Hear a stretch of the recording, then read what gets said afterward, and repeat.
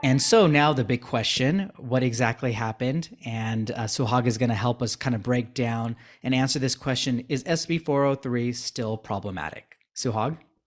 Thanks, Samir. And like most things, the answer is yes and no.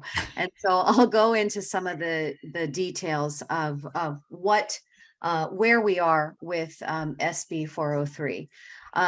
So first, the biggest change here is that caste, which was a standalone statutory or legal category, is now has been shifted to just a clarification of existing law.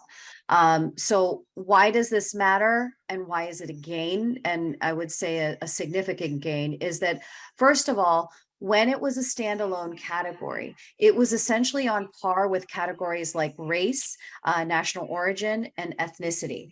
Now it's a clarification of another category. Hold up, let me just move back. So that's number one.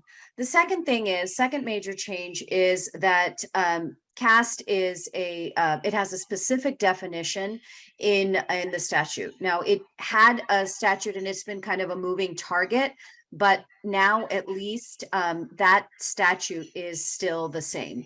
And then so in terms of the harm, I don't know why the slide keeps shifting to the previous slide. Hold on, let me just keep that slide on.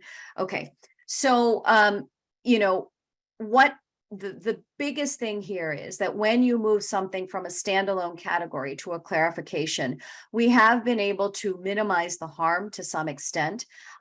It also makes any legal challenge that much harder because now it's not a standalone category as it was in the original version, but part of the clarification. Now, what does that mean when it's not a standalone category? When it was a standalone category, it was appearing about 45 times throughout SB 403 because there were three codes that SB 403 was essentially amending: discrimination in the workplace, discrimination in education, as well as discrimination in housing. So now it's mentioned 7 times, once in the title, and then twice in each one of those codes. First as the clarification, and then second as the definition. And as you can see on your screen, what is this definition? So caste means an individual's perceived position in a system of social stratification on the basis of inherited status. Essentially verbal gymnastics. And then it goes a little bit further to say that a system of social stratification may include factors like inability or restricted ability to alter your status.